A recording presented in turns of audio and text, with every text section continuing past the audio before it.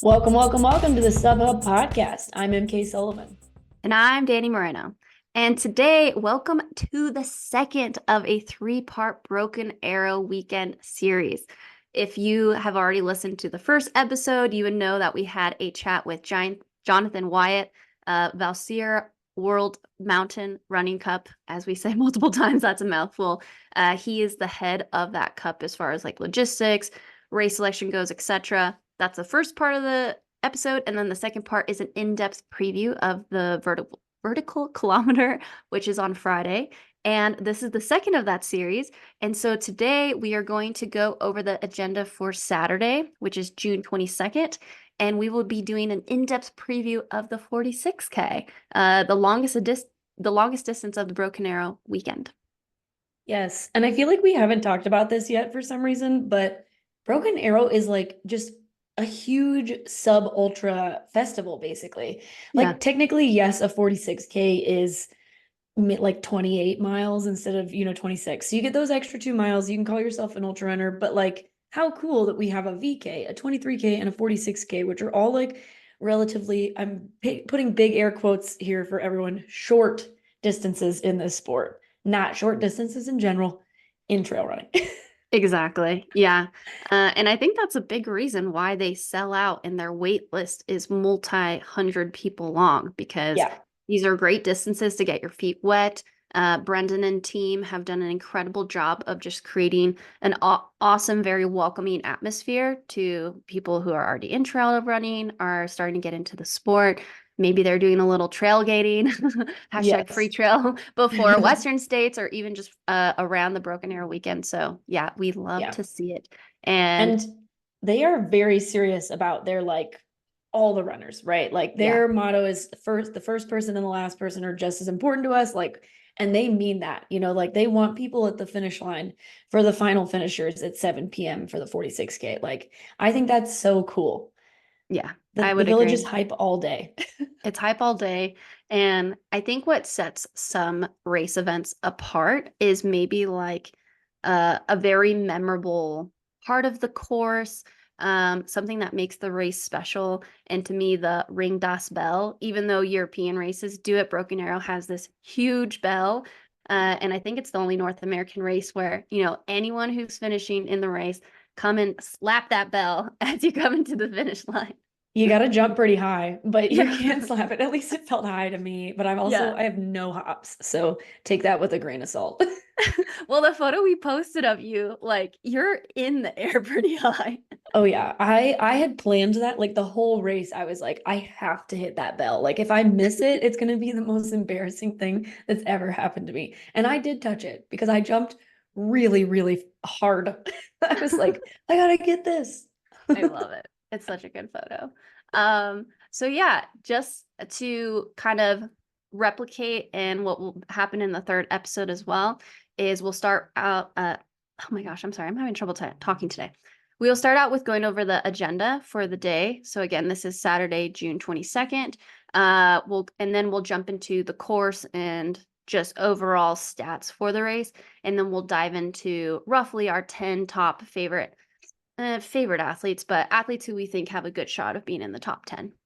Yes. And just as a preface for these two episodes, because I'm racing the 46K, Dani's racing the 23K, we won't necessarily be picking people like we normally do because we have like personal stake in this, but we're still going to give you as much information as we can on the athletes that are in the events. Yes, we'll try and be as unbiased as possible, but recognize we do have personal biases in these races. But But it'll be good. And we'll blame the words that we say on Taper Brain if we can't get it all out. yeah, exactly. Exactly. Oh man. Well, to start it out, similar to Friday, the day starts at 5 a.m.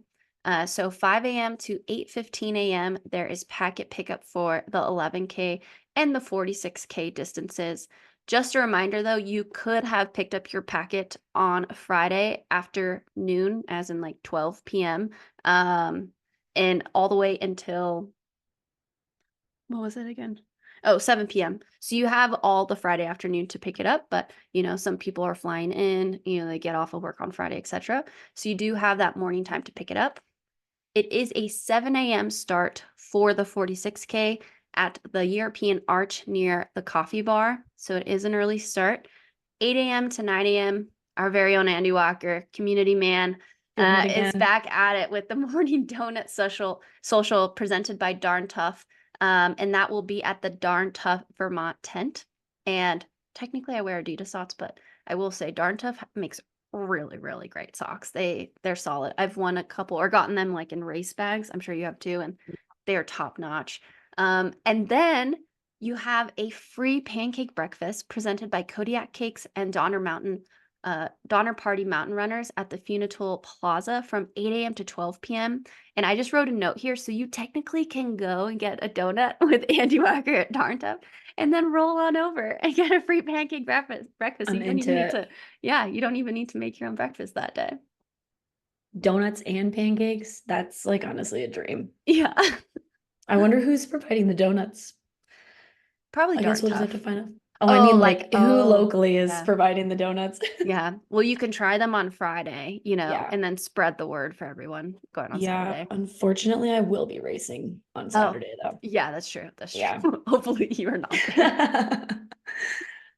From the vendor village opens again at 9 a.m. to 5 p.m., just like the day before.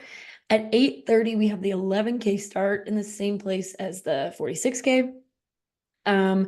9 a.m. to 3 p.m. is packet pickup for the kids race in the 23K. So kind of like we talked about yesterday, that like earlier section. So from 5 a.m. it seems to 9 a.m. this day, they kind of only want Saturday racers to check in. And then starting at 9 a.m., everybody for Saturday is like free to check in, just to save space for anybody that needs to check in that morning.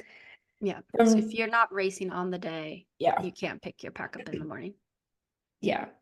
10 a.m. to 11 a.m. hydration gear cleaning and repair kit with HydroPack. Honestly, I probably need that, but I will be racing. Yeah, that's really, really cool. And I bet you it's the sort of situation that it doesn't matter what brand you bring. They just like want to help you out with preserving it, and maybe like updating it with a few stitches. So yeah, if you have a belt, a vest, handheld that needs a little love, check out the HydroPack tent. HydroPack. Oh, well, I won't side tangent us. From 11 to 7 p.m., again, a catered post-race meal by Men Wielding Fire, who's doing the post-race meal the day before. There will be a DJ at the finish line from 11 a.m. to 7 p.m. We love to see that. We love to see that. Yeah, it's going to be hype. I said, first finisher, last finisher. We are going to keep this village rolling. At noon, we have the 11K award ceremony at the KT Sun Deck. From 1 p.m. to 2:30 p.m., we will be trailgating with Dylan Bowman, presented by Freetrail. I will be there giving the rundown of whatever happens in my race, as well as helping to preview the 23K the next day.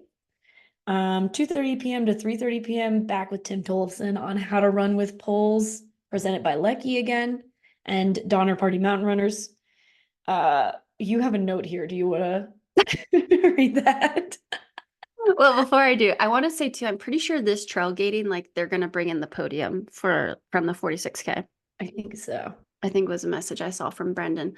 So I think they have seats here. So I personally would go grab a seat at the KT Sun Deck to see those 11K awards all the way and just kind of like chill with lunch, because that's a great time to see a lot of great conversation. I wrote, okay, so for preface, some people call poles wizard sticks, and Tim is doing how to run with poles both on Friday and Saturday. So I said he's the wizard sticks master this weekend. Yeah. I like it. And then from 3 p.m. to 4 p.m., we have an adaptive athlete panel with Dani EmKay, Jackie Hunt, Broersma. Sorry, Jackie, and Jeremy Ogle on the KT Sun Deck. Man, KT Sun Deck is just loaded with great stuff. You're going to be there from noon to 4 p.m. basically. At least, actually, probably longer. Yeah. This, if you haven't already, check out our episode with Dani EmKay. She's a two-time Paralympian, member of the trail team, is starting to race in the trail space herself. Just competed at GoPro Mountain Games this last weekend. She was born without her arm from her elbow down. And this is a really cool athlete panel because they're basically talking about how we can make the sport more inclusive for athletes with disabilities, etc. So I personally would love to listen to that if I'm able to get over there. Yeah. And then following that up from 4 p.m. to 5 p.m., also at the KT Sun Deck, we have the inclusivity panel with Priscilla Rojas, David Lamb, Romy Ancona, Mirna Valerio, and Dani Arovich. So just like back-to-back great panels if you want to listen to a bunch of really rad athletes talk about how our sport can be better at accepting people and being more inclusive. Yeah, love that. And then from 5 to 6 p.m., hydration, gear cleaning, and repair with Hydra Pack. So it does look like they take a little bit of a break. So the first one's at 10 to 11. Next one is 5 to 6. And then also at 5 to 6 is the Broken Arrow Advisory Panel Meet and Greet presented by Darn Tough Vermont. Also at the KT Sun Deck. Just pin the KT Sun Deck on your Yeah, if you're not calendar. racing, just spend the whole day there, it Yeah. sounds like. Cheering too, but there's a Yeah. lot of really cool stuff happening. And then 6 to 7 p.m. Shakeout Run and GPS Watch demo with InReach mini giveaway. If you don't know what an InReach is, it's a GPS device that you can take like anywhere in the world basically, and you can get tracked by loved ones, etc. A lot of people use this when they're doing like big backcountry trips or FKT attempts, etc. So that's a really cool giveaway, and that is presented by Garmin and Tailwind Nutrition with Dylan Bowman and Amanda Basham. And this will be happening at the Garmin tent at 6 p.m. And then at 7 p.m., that is I believe that's the cutoff for the 46K. So that is also when the 46K awards will happen. And just a reminder for any athlete out there that is thinking that they want to win prize money, they're going to win prize money. You cannot get prize money unless you are at this award ceremony. So put it in your schedule. You finish, sometime in the afternoon, you go home and take a shower, you come back, you cheer for people as they finish, and you're at the award ceremony at 7 p.m. Yeah, that's awesome.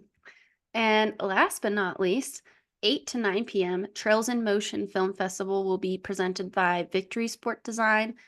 They make really cool bags. I think they make some other stuff nowadays, but I won one of their bags back in the day, and I still have it. And I want a bag at Broken Arrow also. Okay, yeah, it's a sick bag. Yeah.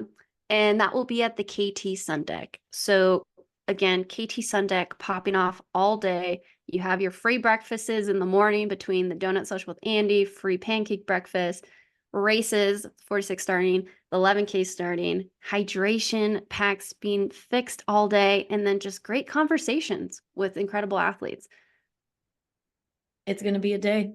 It's gonna be a day. If you're racing Saturday, maybe sit some of this stuff out. But if you're not racing, if you're racing Sunday, maybe sit some of this stuff out. But if you're only racing Friday, Saturday, come hang out, watch some panels, take advantage of your whole weekend up at Palisades. Hey all, Dani here, professional trail runner and co-host of the SubHub podcast.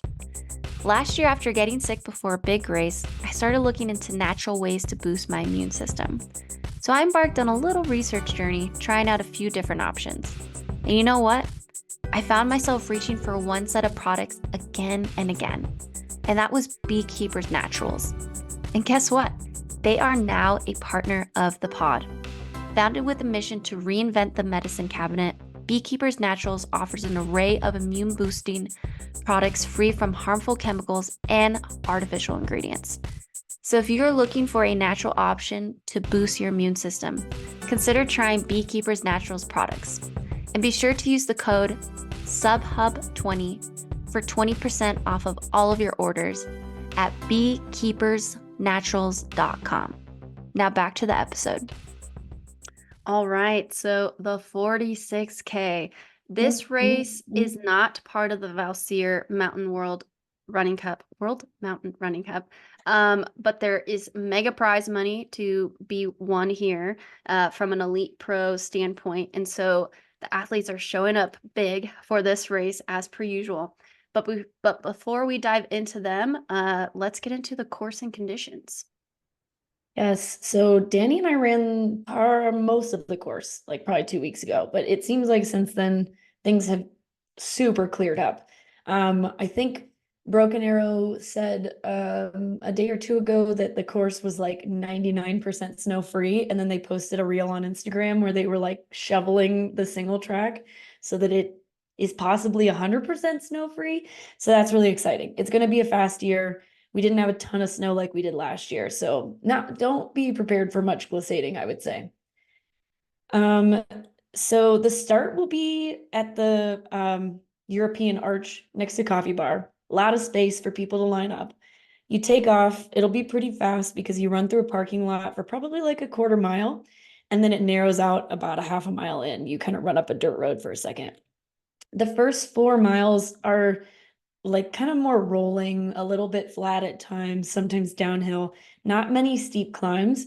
But once you get to mile 4, you hit a pretty steep like ski run that you are gonna go up for, I don't know, maybe like a half a mile, Danny, would you say? Yeah, it's like Yeah. just enough to hurt, but it's also over pretty quick. Yes. And so from mile 4 to 6.5, you just have these like kind of sharp up, sharp downs that like just keep coming. You don't really have a moment to get a rhythm. And you do that until mile 6.5. And from 6.5 to the high point, which is just under 8 miles and 9,000 feet, you have this super long climb. Like it's a little bit over a mile, and I think it was like 1,300 feet of gain.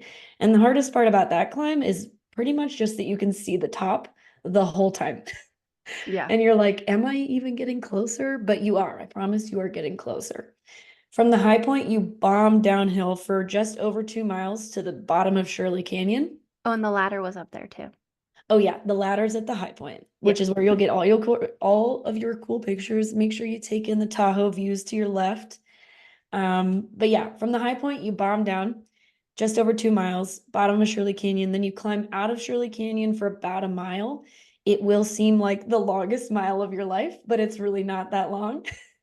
And then once you get up to the top of there, you descend down into the village for like 3 miles, and it's much more, I don't like the downhill is much more chill there than the downhill into Shirley Canyon. And then you get back to the finish line area, you pick up your stuff for loop 2 and you do it again. Woo-woo! Just when you thought the fun was over, you get to do it again. Yes. I mean, that is really cool. I can't think of any 50Ks that are two loop courses.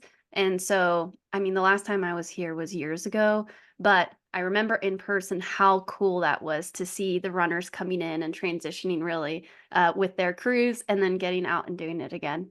Yeah, my family is stoked on the 2 lap thing because they get to see the start, they get to see the middle, and they get to see the finish. And usually it's just like, okay, EmKay started and she's gone for 4 or 5 hours. 4 hours. So if you've got spectators coming or you want some crew help, you can have crew at that finish line aid station before you start the second loop. I think you also can have drop bags if you don't have crew. So definitely fill up. Don't take everything for the first lap. Take it on the second. Yeah, and if you're in the middle of a loop and you feel like you need more carbs or sodium, Never Second is out there at all the aid stations. So don't forget you have that as a great option. As far as the weather goes, it's looking pretty good. There's a low of 50 and a high of 80 closer to 2 p.m., and then it kind of stays around there. Keep in mind as you get higher in elevation, it does get cooler, especially if it's a little bit windy. You'll have a nice breeze as you're kind of climbing to the peak and going up and over towards Shirley Canyon. The flag color is going to be orange, so be sure to follow those flags. And also, considering that it's getting warmer later in the day, if there is any snow that you see on that first loop or the later part of that first loop, expect it to get a little bit more slushy as it starts to heat up, and especially as hundreds of people run through the snow. Yeah. And I would say on the point of it being a little bit hotter, expect it to be pretty warm that second lap, but also most of this course is very exposed. The first 4 miles, you're in the trees for pretty much all of that, but outside of that first 4 miles at the beginning of the loop, you're like full sun. So make sure that you're prepared with plenty of water, sunscreen, like it can get Hats. pretty hot out there. Hats, yeah. Yeah, definitely. Luckily, there is some water in some areas of the course. Oh yeah. So if you really need it, stop to kind of like get yourself cooler. So between the two loops, you will end up running roughly 29 miles with 9,000 feet of gain. It's pretty good amount of gain for that amount of mileage that you're covering. Yeah. And this course, similar to the VK and the 23K, which we'll get into our next episode, has changed a couple times throughout the years based on snow conditions, construction, etc. But the last time that we see that this course is pretty much the same was in 2022, was what it was? Yep. Yeah. Yep. And that year was also pretty dry. And these are the fastest times we've also seen for this type of course. And so Jen Lichter's 4:55:29 and David Sinclair's 4:22:06 are kind of what we see as like the course records or like the fastest times ever run on this course. Yep. And like we said earlier in the schedule, the start time is at 7 a.m. So just early enough that it won't be too hot yet, which is really nice, but you won't need a headlamp or anything. The sun will be out. And so, do we want to start talking about athletes? Yeah, I think that's all we need to know about the course. Yep. Are polls allowed? Yes. Okay. So yeah, keep in mind polls are allowed. Maybe you take them for one lap, maybe for two, maybe none at all. All right, athletes like the 23K VK, we have some very, very world-class athletes showing up for this race. We will start with the women. First, we have Turney Wolfgram. She's the American junior record holder in the marathon. This girl ran 2:31:49 when she was a junior. 17, yeah. 17. Oh my gosh. That's the fastest time, massive marathon time lining In up. this field for sure. Yeah. And she was 8th in the 23K last year, which was her first trail race. And then we have Erin Clark. She was the winner of the Lake Sonoma 50 miler last year. She recently finished in the top 10 at Canyon's 100K. And I think this is her first 50K in quite some time. Has she ever run a 50K?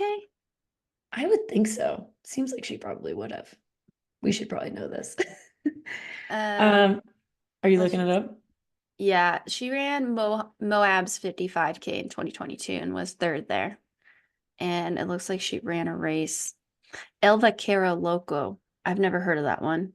But that was in, yeah, she's mostly run 100Ks. Cool. Well, it's Yeah. really cool to see her going back in distance, especially considering her track speed that she with her track PRs and stuff. Yep. And then we have Peyton Thomas, who was winner of the Pikes Peak Marathon in 2022.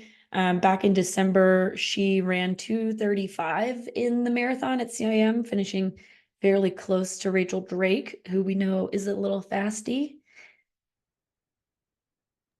Yeah, there's a lot of great photos of her and Rachel working together. Next up, we have Christina Randup, a great North American athlete.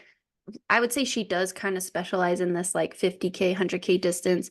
She recently was second at Big Alta behind Lottie Brinks, who will be racing the following weekend, and third at Gorgeous 100K. And she was also fifth at Formidable the year that it was a USA selection race behind Kimber Maddox, EmKay Sullivan, and Claire Rhodes. And there's one other person in there. So yeah, Christina Randup back in it.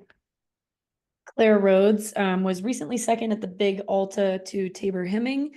She was also on the US team last year, was the third finisher for the US, and finished third at the Formidable 50K in 2022. Wait, no, 2023. Sorry, last year was 2023. Dude, I do that all the time. And then I'll listen back to our episodes and I'm like, no, it's 2024. Why am I saying last year was 2022? Jeez. Okay. Well, good for catching that. Yeah. Taper, it's just like ADHD brain, honestly, at this point. And plus, yeah, okay, run too many miles. Brittany Charbonneau, she is a multi-USA team member. She won the USA Mountain Marathon Championship last year at Breakneck, and she was second at this race in 2022, the year that Jennifer Lichter set the course record. So it's really cool to see her back in this 50K. She also ran at Gran Canaria earlier this year, but I believe she was in the shorter distance. Yeah, like really short. Like, Yeah, I like don't know. It almost like wasn't an the VK, 11. it wasn't like the 20K either, I don't think. Yeah, but I remember her crushing that. They don't have it on UTMB, but she did a great job there. Yeah. And then we have Toni McCann, who was the winner of OCC in 2023. This is her first time racing in America. I think Dani and I were talking about she did a training trip because Toni's one of her teammates back in March, and that was Toni's first time in America, I think. And so to come back and race is pretty cool ahead of pacing at Western States. She also won UTCT last year and Transvolcania Marathon. Yeah, her resume is okay. I believe she was also voted 4th for the athlete of the year last year, like in the rankings. It was like 4th or 5th. So yeah, Toni McCann. And then we have our very own EmKay Sullivan. She was second at the 23K in 2022, ninth at Oh, actually World 2021. See, now I'm messing up too. Lies. She was second at the 23K in 2021 at Broken Arrow. You got your own resume. I know.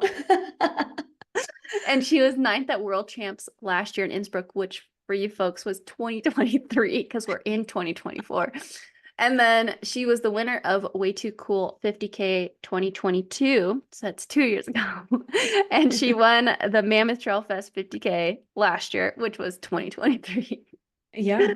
And she was Wow. just second at Canyon's 100K in her debut 100K. Why did you left that out? I forget about that. It feels like yesterday, but also so long ago at the same time. You left that out. It literally just You happened. guys, I ran 100K and apparently I'm trying to block it out of my Yeah. brain.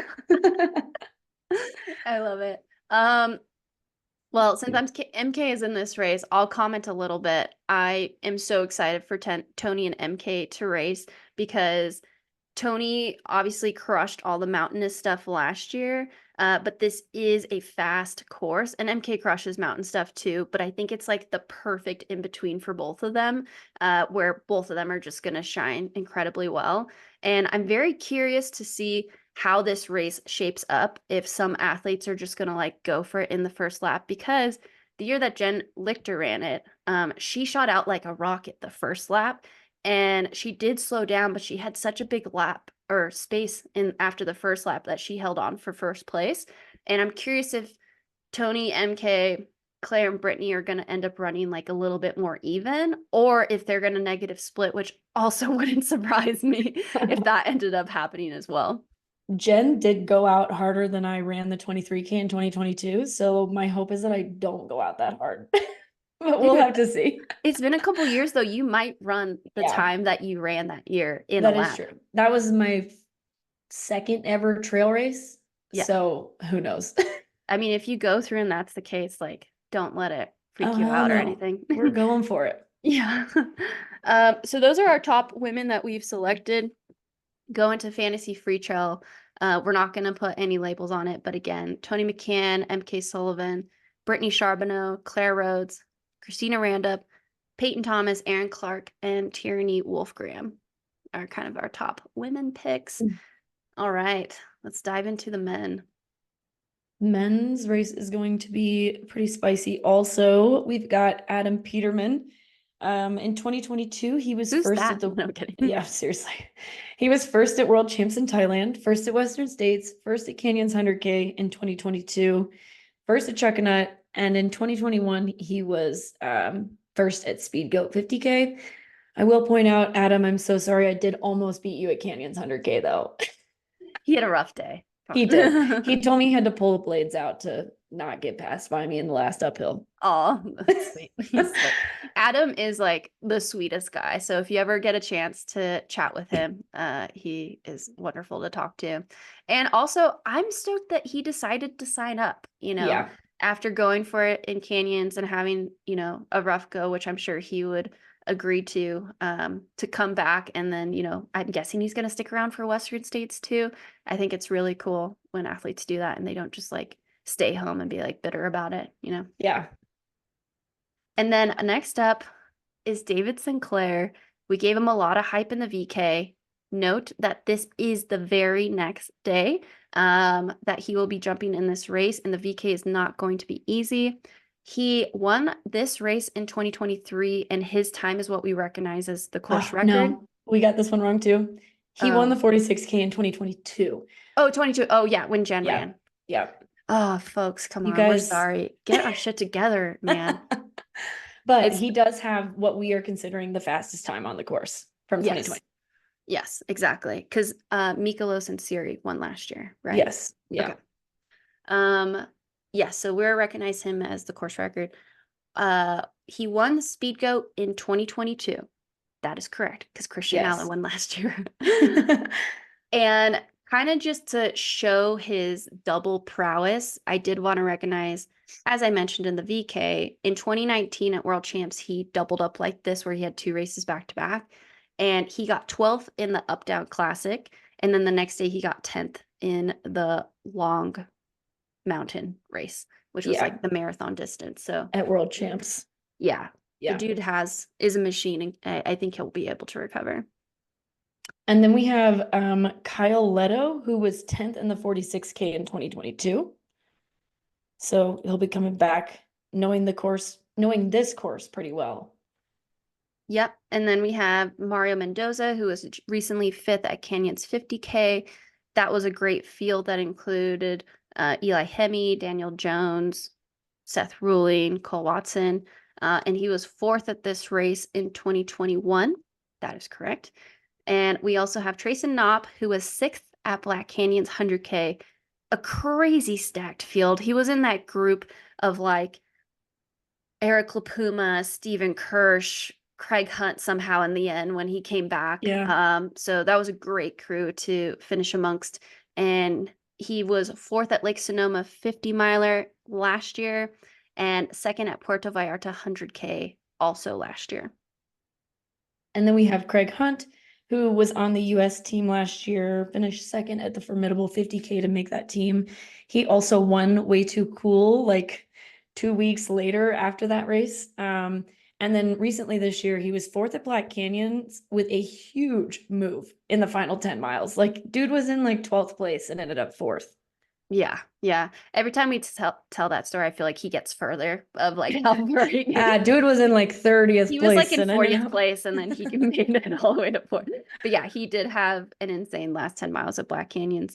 And then we have Jeff Mogavero. He is, I believe he's located in Montana, Missoula as well. Yeah.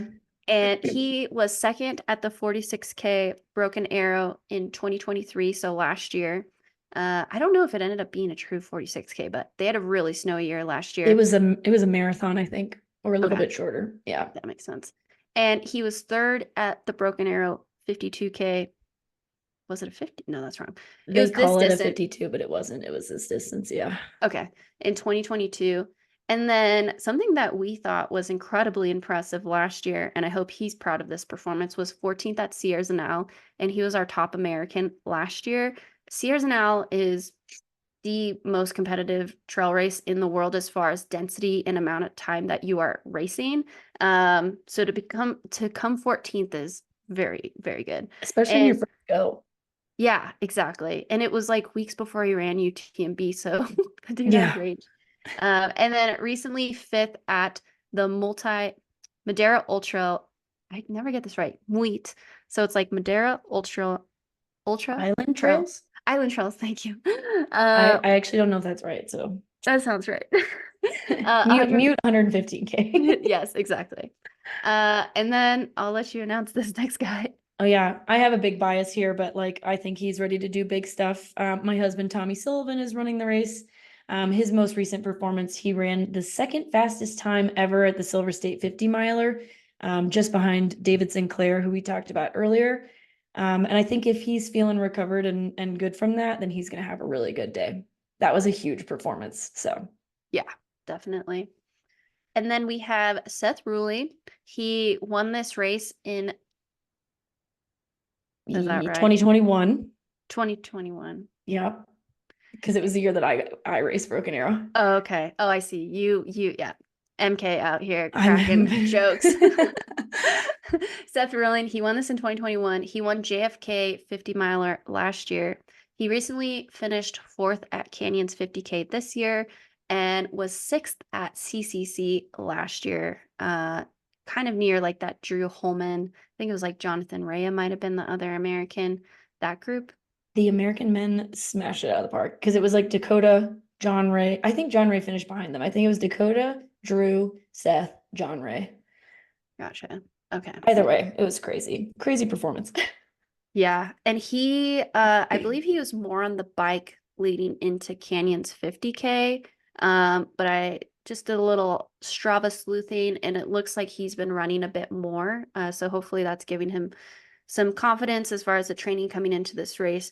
Especially it's not as runnable as Canyon. So I'm sure it's nice to put some downhill into the legs. And last but not least, I think this guy has the potential to definitely run with Adam and David and maybe be like a close second. Wouldn't surprise me if he won it. But this guy, Nick Handel, 11th at OCC, just outside of the top 10. And it was, I believe it was his first OCC. I think Which he was is, second American too, right? Because I think the only one or American who finished ahead of him was Jesh. yeah, that sounds right. I Because we would think have known if there was another one in there. He was third here last year. He won the big Alta 28K. this year, Okay. not 2022. Yeah. Oh, okay. And then he won the 50K at Mammoth Trail Fest last year and was second at Speed Goat 50K in 2022. So when I look at this, this is like the perfect kind of resume. Like this is what you're looking for. Consistent. Consistent and like really knows how to run a mountainous 50K, like this duration of time. Yeah. So if you took out all the names, like this is the guy I would pick. But with that being said, a lot of these athletes are very versatile. Yeah. So it's going to be a tough one. If we were to kind of put them in the order that we have them listed right now, we have Adam Peterman, David Sinclair, Nick Handel, Seth Ruling. Do you want to put Tommy there? Yeah. Tommy Actually, Sullivan? I'd put Tommy higher, but that's just Okay. Okay, EmKay's very biased, but yeah. I do think Tommy's performance at Silver State 50 was incredible as well. And then we have, so Tommy Sullivan, Jeff Mocavero, Craig Hunt. Craig Hunt could finish higher. I mean, he's a fast dude. Yeah. Formidable and way too cool. Depends on Yeah. how he's recovering from canyons Totally. as Yeah. well. But did he race canyons? Yeah, but he had to drop out at 50K. Okay, So, so maybe he's recovered rested. possibly, but- Yeah, maybe he's rested. Trayson Knopp, I'm very excited to see how he does at this race. Mario Mendoza and Kyle Lito. So, yeah. Cool. Yeah, so sign into your Freetrail Fantasy after you've listened to this episode. And yeah, you guys are gonna have to have a little bit more creative freedom this time around. Definitely. But we've given you guys a lot of information. We can't wait to see you guys out there. Yeah, I'll see you at the finish line. Yeah, exactly. Cheer EmKay on. And yes, next up, you can listen to our 23K preview, which will be our next episode. And if you haven't listened already, listen to our VK in-depth preview. Thanks again. Oh, I was gonna say, and just a reminder for you guys, Never Second will be out on the course, so try it out. If you decide that you like it and you want to use it from, going forward, make sure you use our discount code SUBHUB25 for 25% off of your order. Perfect. This has been the SubHub podcast brought to you by Freetrail.